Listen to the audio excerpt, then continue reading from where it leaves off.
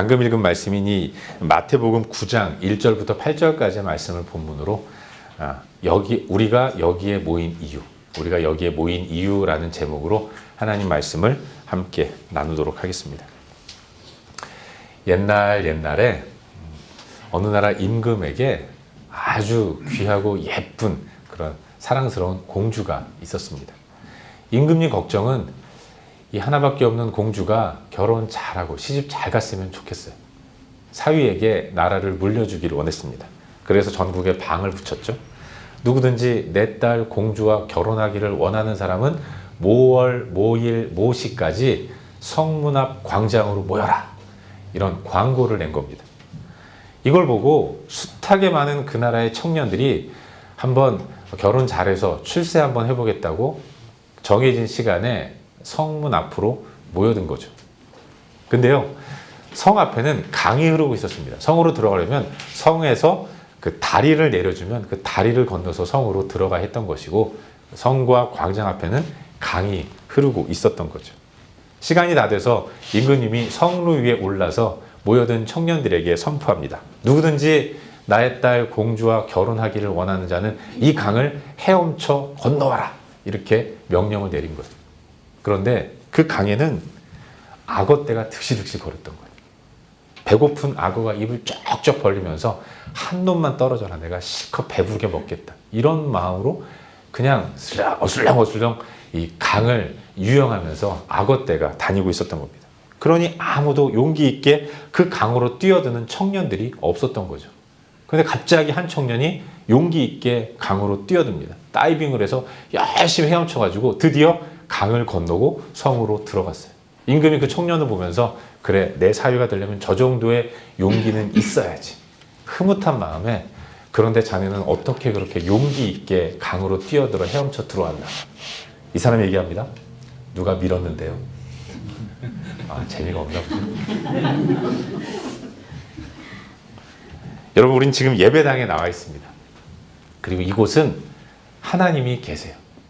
이곳에 우리와 함께 계시는 하나님은 온 땅과 만물을 창조하신 전능하신 하나님이십니다. 지금도 섭리 가운데 아주 세심하고 세밀하게 이 땅을 이끌어 가시는 놀랍고도 위대한 하나님이십니다. 그분 앞에 우리가 지금 나와 있어요. 근데 여러분은 어떻게 이 자리까지 나오셨습니까? 사실 하나님 앞에 나온 이유와 배경은 각기 다 달라요. 저 같은 경우는 태어나 보니까 교회를 다니고 있었습니다. 저는 증조 할아버지부터 예수를 믿으셔가지고 제가 4대째 신앙의 가정에서 자랐고 또 살아가고 있고, 자녀에게도 신앙의 유산을 물려줘야 하는데, 저 같은 사람에게 위해서 전문용어로 모태신앙이라고 얘기를 하지 않습니까? 모태신앙에 대한 논란이 많습니다. 모태신앙을 모태신앙이라고 그래가지고 뭐 하나 시키면 되게 안 하는 이런 사람으로 얘기를 하는데, 물론 저도 그랬죠. 근데 안 그러려고 노력을 합니다. 아무튼 저는 태어나 보니까 예수를 믿는 사람이 되어 있었어요.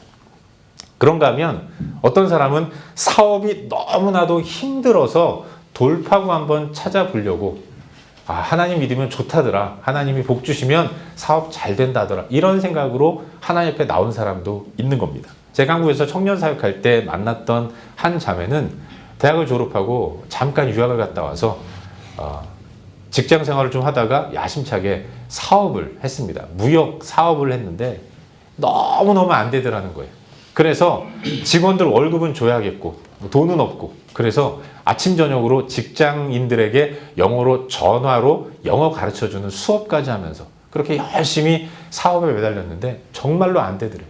그래서 늘 고민하고 있는데, 그때 직장 다닐 때 만났던 선배 한 명이 야, 너 그렇게 힘든데 교회 한번 가봐. 그래서 그 말 듣고 교회를 왔다고 하더라고요. 이 친구 말이 그때 그 선배가 야, 너 절에 가봐 이러면 절에 갔을 거라는 거예요. 그렇게 간절한 마음으로 사업 때문에 교회를 나온 사람도 있는 겁니다. 어떤 사람은 몸에 깊은 병이 있어서 교회를 나오는 사람도 있습니다. 그런가 하면 어떤 사람은 가정의 평화를 위해 교회 오는 사람도 있어요. 아내가 하도 바가지를 긁어가지고 교회 좀 나가면 별 얘기 안 하겠지, 이런 마음으로 교회로 오는 사람들도 있는 겁니다. 그런가 하면 우린 다 이민자잖아요. 낯설고 물서른 이 땅에서 적응은 해야 되겠고 살긴 해야 되겠고, 맨날 노란 머리 피부 하얀 사람들 밑에서 힘든데, 그런데 외로워서 힘들어서 한국 사람과 이야기도 좀 나누고 교제 좀 하고 싶어서 교회를 나온 사람들도 있는 겁니다. 그야말로 지푸라기라도 잡고 싶은 심정으로 교회를 나오는 사람들도 있는 거죠. 근데 여러분, 우리가 그렇게 교회에 나오고 예배당에 발을 들여놓는 이유는 이토록 다양하지만, 하지만 우린 이곳에서 하나님을 만나야 합니다. 어떤 이유에서든, 누가 밀어서 들어왔든, 어떤 이유에서든 이곳에 왔다면 이곳에서는 하나님을 만나야 하는 겁니다. 그리고 내가 만난 그 하나님을 예배해야 한다는 거죠. 치유를 위해서 왔든, 현실적인 문제를 해결하기 위해서 교회에 발을 들여놓았든, 무슨 이유로 이곳에 왔든지 간에 그 이유는 다 부차적인 것이고, 이곳에서 우리가 해야 할 일은 단 하나, 바로 하나님을 예배하는 겁니다. 왜 교회 나옵니까? 사람 만나려고 오는 거 아니에요. 땅에서의 문제 해결하고 싶어서 교회를 나온다고 하더라도 어찌됐든 이곳에서는 하나님을 만나야 하고 하나님을 예배해야 하는 것입니다. 예배가 회복되어야 하고, 예배를 통해서 나의 실존을 발견하는 가운데 하나님이 어떤 분인가를 깨닫고 그 하나님 붙드는 이런 모습을 가지고 나아가야 하는 것입니다. 그러려고 교회에 나와야 하는 거죠. 근데 여러분, 놀랍게도 무슨 이유 때문에 그렇든 교회에 나왔다면 이 교회에서는 예수를 만나야 하고 하나님을 예배해야 하는데, 그렇게 하나님을 예배하면 그 하나님이 나로 하여금 예배당으로 발길을 옮기도록 원인이 된 여러 가지 현실적인 문제들을 하나하나 풀어주시는 것들을 경험하게 돼요. 이 문제 하나 해결하려고 교회 나왔는데 이 교회에서 하나님을 만납니다. 하나님을 예배하는 가운데 기쁨이 넘쳐요. 진정한 마음의 풍성함을 경험합니다. 그리고 나서 어느 순간 내 삶을 돌아보면 걱정하는 문제들, 힘든 문제들, 야, 난 죽을 것 같았는데, 그런데 안 죽고 살아있으면서 그 문제들이 어떤 식으로든 해결되어 있는 것들을 발견하게 되더라는 겁니다. 비록 내 생각이나 내 방식이나 내 계획대로 문제가 해결되지는 않는다고 하더라도 어떤 식으로든 하나님의 역사에 의해서 문제가 해결되는 것들을 경험했다고 고백하는 사람들이 한두 명이 아닌 거죠. 비록 내가 기대하는 방식과 내용대로 해결되지 않는다고 하더라도 우린 다 하나님께서 해결해 주신 것들에 대해서 만족하면서 한 번 더 하나님을 찬양하면서 하나님을 높이는 그런 모습을 갖게 되는 겁니다. 그렇기 때문에 여러분, 우린 이곳에서 하나님을 기대해야 합니다. 우리가 이곳에 모인 이유, 그것은 하나님을 예배하기 위함인 것이고, 우리의 현실적인 문제는 그렇게 하나님을 예배하도록 이 자리로 인도하시는 하나님의 도구이고 방법이고 손길이라는 것들을 기억하는 가운데 우리가 온전히 하나님을 예배하고 예배에 집중할 때 하나님의 방식대로 우리의 문제들이 이렇게 저렇게 풀려나가는 것들을 경험하는 그런 모습이 우리 가운데 있어야 하는 것입니다.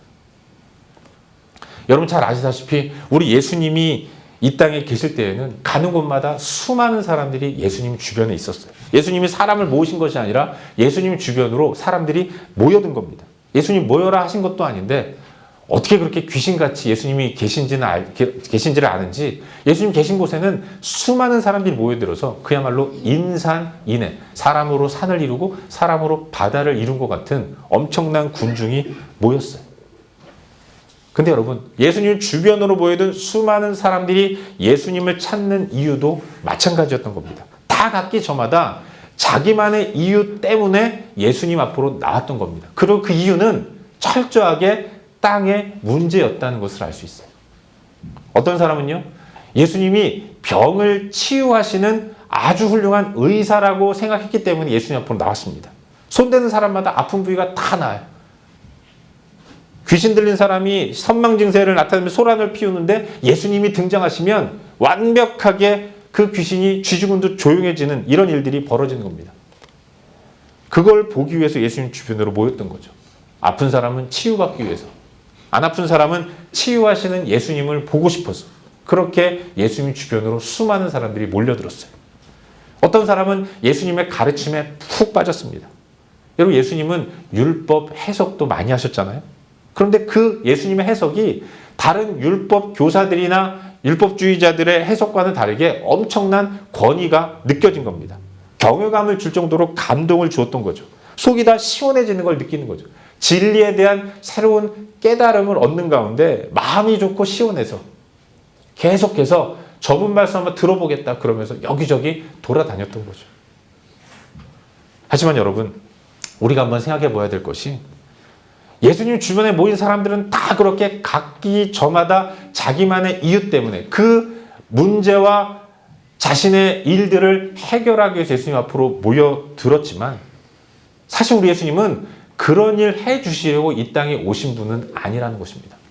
여러분, 예수님이 하늘 보좌를 버리시고 이 땅에 내려오신 이유가 무엇입니까? 하나예요. 구원을 위함입니다. 하나님과의 관계가 끊어짐으로 인해서 더 이상 영혼의 세계를 맛보지 못하고 그저 70년, 80년, 100년 유한한 세상을 살아가면서 이 안에서 지지고 볶고 하면서 괴롭고 힘들게 살아가는 하나님의 백성들에게 원래 창조된 목적에 맞게 영원한 세계. 여러분, 우리는 하나님의 형상대로 지음 받았잖아요.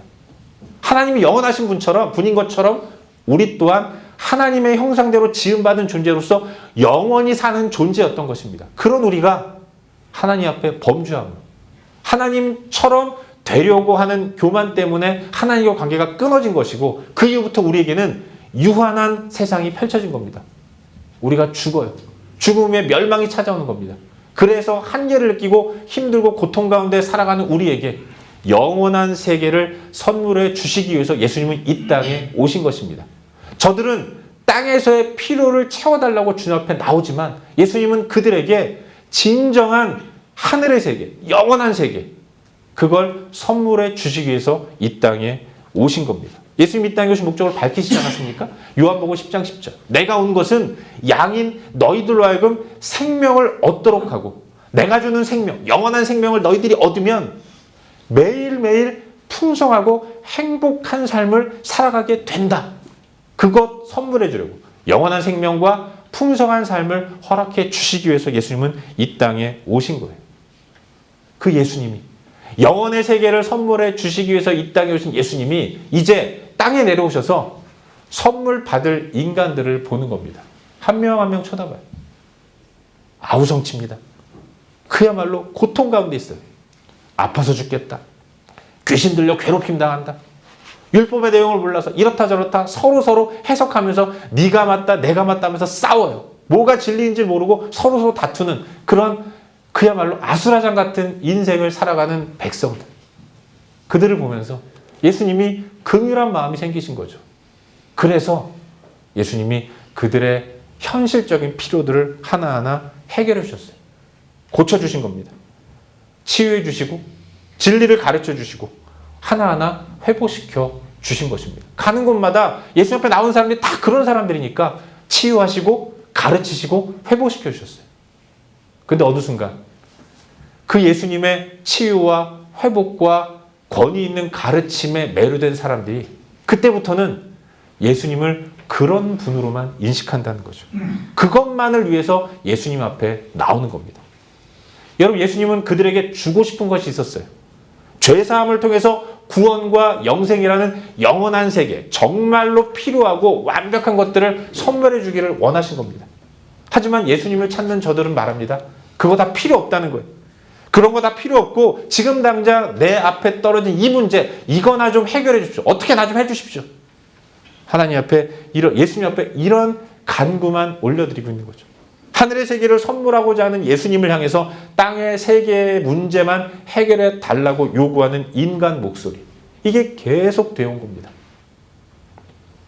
그래서 우리 예수님이 단단히 마음 먹으셨어요. 그리고 저들에게 작심하고 선포하시는 겁니다. 그게 오늘 본문의 내용인 거죠. 여러분, 예수님이 어느 한 동네로 들어갔어요. 물론 이때 예수님이 한번 등장하셨다는 전문용어 떴다라고 그러잖아요. 예수님이 한번 뜨시니까 수많은 사람이 또 몰려왔어요. 그 가운데 중풍병으로 꼼짝 못하고 침상에 누워만 있는 한 사람이 친구들의 도움을 받고 예수님 앞으로 나왔습니다. 고쳐달라고 나온 거죠. 예수님은 그런 현실적인 문제를 갖고 있는 그 사람에게 문제 해결을 허락해 주셨습니다. 그를 고쳐주신 거예요. 그런데 이번에는 지금까지와는 좀 다른 방식으로 중풍병 환자를 고쳐주셨다는 거죠. 어떻게 고쳐주셨습니까? 2절 말씀을 함께 읽도록 하겠습니다. 2절 말씀 함께 읽겠습니다. 시작. 침상에 누운 중풍병자를 사람들이 데리고 오거늘 예수께서 그들의 믿음을 보시고 중풍병자에게 이르시되 작은 자야 안심하라 내 죄사함을 받았느니라. 아멘. 주님은 중풍병자를 고쳐주셨습니다. 근데 그냥 고쳐주신 것이 아니라 한마디 하고 고쳐주셨어요. 그게 뭡니까? 너의 죄사함을 받았다. 이 말을 굳이 한마디 하고 고쳐주신 겁니다. 그 전까지는 나오는 사람에게 손을 댔어요. 그러면 나았습니다. 근데 이번에는 중풍병자에게 치유를 선포하시면서 너의 죄사함이 이루어졌다. 그걸 옆에서 한 서기관이 들었습니다. 그리고 속으로 생각했어요. 3절, 이 사람이 신성을 모독하도다. 여러분, 죄사함은 인간의 영역이 아니에요. 여러분, 내가 죄인인데 누구의 죄를 용서합니까? 하나님이 죄가 없기 때문에 하나님만이 하시는 게 죄 사함인 거죠. 이걸 잘 알고 있는 서기관이, 그런데 저 눈, 코, 입기 다 달려있고 여기저기 걸어다니고 그런 완벽하게 인간의 모습을 갖고 있는 청년 예수가, 그런데 감히 너의 죄사함을, 네가 죄사함을 받았다라고 죄사함을 선포하니까 이 서기관이 속으로 생각한 겁니다. 야, 이거 신성모독인데? 우리나라에서 신성모독은 사형에 처해야 하는 것인데? 이런 마음을 가졌던 거죠. 여러분, 예수님 그걸 모르셨겠습니까? 인간이 어떻게 죄를 사할 수 있는가? 그런데 예수님은 다 알고 계시면서 굳이 이 말씀을 하셔서 어떤 이의 마음 가운데 부담을 주신 겁니다. 왜 그렇겠습니까? 서기관만 부담을 느낀 것은 아닐 거예요. 듣는 모든 사람들이 다 그렇게 이상한 기운을 느꼈을 겁니다. 이건 일부러 그러신 거죠. 예수님은 이걸 통해서 당신의 정체성을 밝히시는 거예요. 내 앞에 나오는 너희들은 다 이 땅에서의 현실적인 문제들만 해결해달라고, 나를 아주 유능한 의사요, 훌륭한 무당으로 인식하고 권위 있는 강연자로만 생각하는데 나 그런 사람 아니라는 것을 예수님 말씀하시는 겁니다. 나는 죄를 사할 수 있는 하나님이다. 나는 너희에게 구원을 주는 하나님의 아들 하나님이다. 너희들은 단순히 아픈 것 해결되고 문제 해결받고 돈방석에 앉고 자녀 잘 되고 가정 문제 해결해 달라는 이런 마음으로 나를 찾아왔지만, 그러나 나는 너희들에게 한계를 완벽하게 극복해서 영원한 세계를 허락하고 선물할 수 있는 너희들의 구원자다. 예수님이 스스로 당신이 어떤 분인가를 선포하고 계신 겁니다. 그리고 그 가운데서 진정 그와 같은 예수님을 그런 분에 맞게 경배하고 찬양하는 자리로 나오라고 예수님이 도전하고 계신 거예요. 그러고 나서 중풍병자에게 말씀하시죠. 6절, 일어나 내 침상을 가지고 집으로 가라 하시니 그가 일어나 집으로 돌아가거늘. 완벽하게 치유된 중풍병에서 노임을 받은 이 환자의 모습을 발견하게 되는 겁니다. 육체의 질병이라는 지극히 현실적인 문제를 완벽하게 해결해 주신 예수의 모습을 발견하게 되는 거죠. 사랑하는 여러분, 예수님 시대에 많은 사람들은 의사 예수를 만나려고 모였어요. 예수께 나온 이유가 현실의 문제를 해결하기 위함이었습니다. 하지만 그 모든 사람들은 다 정말로 필요한 게 구원이었던 겁니다. 여러분, 그 시대에 예수님께 치유받은 사람들, 그들이 치유받고 나서 돌아가서 그 이후로 한 번도 병에 걸리지 않았을까요? 안 그랬을 겁니다. 그 이후로도 병 걸리고 감기 걸리고 다리 좀 부러지고 여러 가지 어려움들을 겪다가 결국은 때가 돼서 죽었을 거예요. 주님은 그들에게 그런 것들을 해결해 주시기 위해서 오신 분이 아니었던 겁니다. 그들은 예수 앞에 나아가서 예수님의 하나님 되심을 알아야 했던 것이고 마땅히 하나님께 올려드려야 할 경배와 찬양을 올려드려야 했던 거예요. 하지만 그들은 전능하신 하나님 앞에서 영원을 주시고자 하는 예수님을 향해서 순간만을 구하는 어리석음을 보였다는 것. 우린 그걸 본문을 통해서 발견하게 되는 것입니다. 우리도 마찬가지예요. 우리가 여기 모인 이유가 무엇입니까? 우리는 하나님을 예배하기 위함이에요. 참된 풍성함을 허락해 주시는 하나님을 만나고 예배 가운데서 하나님과의 친밀함을 경험하는 가운데 하늘의 풍성함을 누려야 하는 존재가 되어야 하는 겁니다. 그걸 주시기 위해서 주님은 우리를 이곳으로 불러주신 거예요. 어떤 이유에서든 우리가 이곳에 있다면 우리는 전능하신 하나님을 알고 그 하나님이 나에게 어떤 분인가를 고백하는 가운데 그분에게 마땅히 올려드려야 할 영광과 찬양과 경배를 올려드리는 모습을 가져야 하는 것입니다. 사랑하는 여러분, 하나님 우리에게 치유를 허락하십니다. 문제 해결을 허락하세요. 물질의 풍성함도 허락해 주시고 자녀들 좋은 대학도 가게 하시고 안정된 직장을 가지게 하십니다. 내가 안 다치고 무사하게 살아갈 수 있도록 나의 삶을 인도해 주세요. 하지만 예수님은, 우리 하나님은 그것만을 위해 존재하는 분은 아니라는 것입니다. 우리가 하나님의 자녀니까 우리에게 그와 같은 보살핌을 허락해 주시는 거죠. 자녀된 우리는 하나님이 나의 아버지이심을 인정하고 고백하는 가운데, 나의 아빠임을 고백하는 가운데 그 하나님 앞에 나아가서 그 관계로 인한 풍성함을 마음껏 누리는 삶을 살아야 하는 것입니다. 나에게 베푸신 은혜에 감사하면서 그분이 정말로 나의 하나님이심을 자랑스럽게 여기면서 하나님 앞에 더 기쁘게, 더 열심히 예배하는 이런 목적을 가지고 예배당 문에 들어와야 하지 않을까. 우린 그걸 생각해야 하는 것이죠. 바라기는 우리가 하나님을 예배하는 예배자로 온전히 설 수 있기를 주의 이름으로 축원합니다. 교회 예배하러 나왔으면 좋겠어요. 다른 어떤 이유가 아니라 정말로 하나님을 예배하기 위해 이 자리에 나왔으면 좋을 것 같습니다. 외상값 받으려고 나오지 말고, 원수 갚으려고 나오지 말고, 싸우려고 나오는 것이 아니라 정말로 하나님을 예배하고자 하는 이런 마음으로 나와서 하나님만을 예배하는 가운데 우리의 마음이 어떻게 변하는지, 그리고 하나님이 내 삶을 어떻게 내가 상상하지도 못할 방식으로 바꿔주시는 것들을 눈으로 목격하는 그런 삶을 우리는 살아야 하지 않겠습니까? 목사인 저도 마찬가지예요. 여러분, 제가 목사로서 예배를 인도하지 않습니까? 예배를 인도할 때마다 자주자주 곤고함을 느껴요. 왜 곤고함을 느낍니까? 집중하지 못하니까 곤고함을 느끼는 거죠. 머릿속에 생각이 많으면 굉장히 힘듭니다. 하다못해 찬양 인도를 할 때에도 다음에 어떻게 들어가야 되는데, 어떤 박자로 들어갈까, 이거저거 신경 쓰면 내가 지금 부르는 찬양이 어떤 의미인지도 모르고 그냥 노래만 부르다가 끝나는 경우도 종종 있는 겁니다. 그러면 곤고해지는 거죠.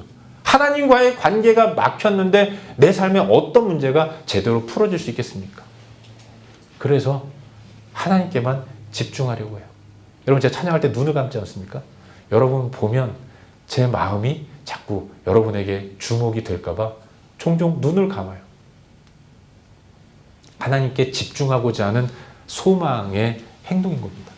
우리도 그랬으면 좋겠어요. 이 예배를 받으시는 분은 하나님이심을 기억하는 가운데 하나님께만 주목하는 이런 모습이 우리 가운데 이루어져야 하는 거죠. 교회에서 정말로 하나님께만 집중하는 모습이 계속해서 일어나야 합니다. 우리는 교회는 밥 안 먹는 교회로 유명합니다. 저는 그게 좋아요.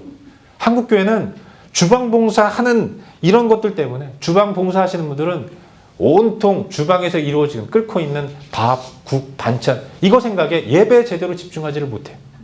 예배에 집중하지 못하니까 은혜를 못 받고, 은혜가 없는 가운데 그래도 해야 하니까 마음이 힘든 겁니다. 마음이 힘들면 누가 그냥 한마디 한 것도 그냥 넘어가지 않고, 그래서 상처를 받고, 그래서 싸운 이런 일들이 일어나요. 그래도 밥은 먹어야 하겠기에 그런 분들 달려오고, 철 따라 회식하고, 선물 주고, 여행 보내드리고, 이런 일들이 한국교회 가운데 벌어지는 거예요. 여러분, 우리 다음 주에 밥 먹습니다. 추수감사주에. 우리는 교회가 가끔씩 밥을 먹는데 이 밥을 준비할 때 우리 권사님들은 그 주만큼은 다 1부 예배 드리고, 그리고 나서 2부 예배 시간에 우리의 식사를 준비해요. 얼마나 아름다운 모습인지 몰라요. 여러분, 우리 교회는 성가대가 없습니다.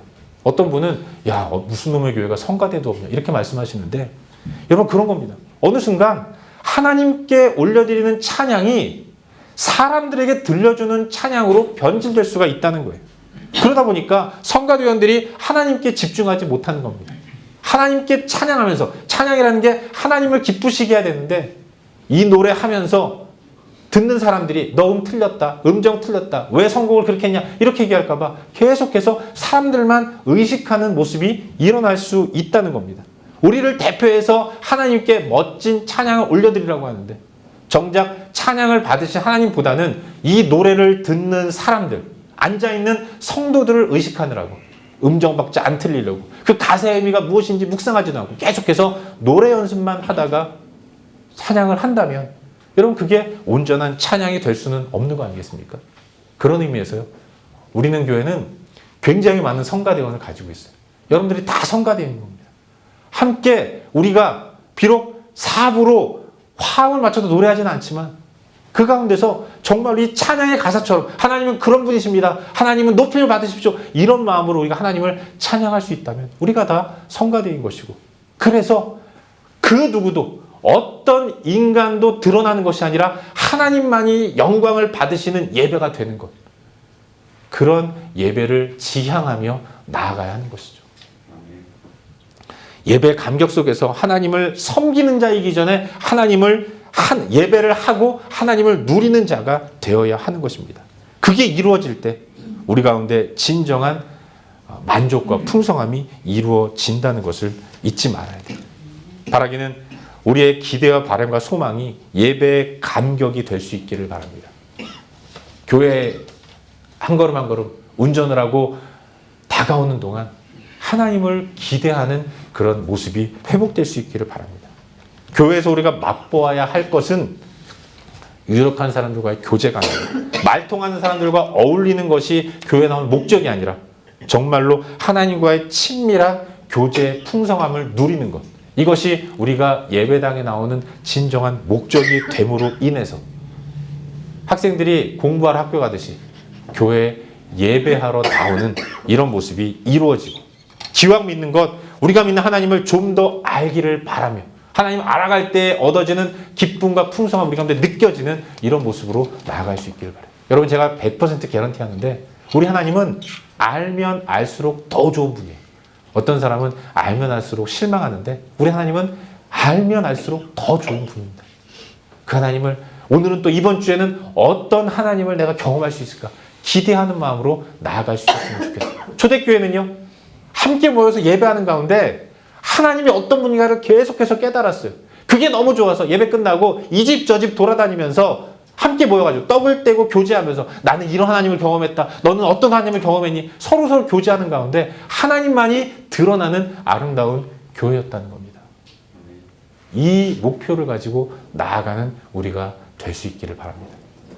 우리가 여기에 모인 이유, 하나님을 예배하는 것이 됨으로 인해서 예배를 통한 풍성함을 경험하는 복된 신앙생활, 복된 교회 생활이 될 수 있기를 주의 이름으로 축원합니다. 기도하겠습니다. 함께 기도할 때 주신 말씀 붙들고 기도하기로 하는데 하나님, 우리 예배 가운데 하나님 임재하실 것들을 기대하고 매 순간마다 정말로 하나님을 느끼는 그런 삶을 소망하며 살 수 있도록 도와주시옵소서. 우리 자신을 위해서 함께 기도하기를 원합니다. 교회 오는 목적이 하나님 앞에 예배하고자 하는 목적이 될 수 있도록 인도하시고 그 가운데서 하나님의 따뜻한 손길을 경험하기를 소망하는 우리의 교회 생활, 우리의 신앙생활이 될 수 있도록 은혜를 베풀어 주시옵소서. 이 시간 함께 말씀 기억하면서 기도하며 나아가겠습니다. 함께 기도합시다. 참 좋으신 아버지 하나님, 아버지 하나님, 하나님은 나의 왕이시고 나의 인도자이시고 나의 구세주이심을 고백합니다. 그 하나님의 인도와 보호와 이끄심이 완벽함을 고백합니다. 그 하나님을 예배하는 가운데 내 안에 기쁨이 넘치게 될 줄로 믿습니다. 주께와 엎드려 경배를 드립니다. 예배드림이 기쁨됩니다. 이와 같은 고백이 일평생 사는 날 동안 나의 고백이 될 수 있도록 인도하시고 아버지 하나님, 교회에서 하나님께만 주목하는 가운데 하나님께만 집중하는 그런 믿음의 삶을 살 수 있도록 은혜를 베풀어 주시옵소서. 다른 허탄한 것들을 소망하고 꿈꾸고 기대하는 것이 아니라 교회에서 정말로 하나님 앞에 온전히 예배하는 것들만을 기대하고 꿈꾸는 그런 믿음의 삶을 살아갈 수 있도록 주님 나를 붙들어 주시고 인도하여 주시옵소서. 은혜를 베풀어 주시옵소서. 아버지 역사하시고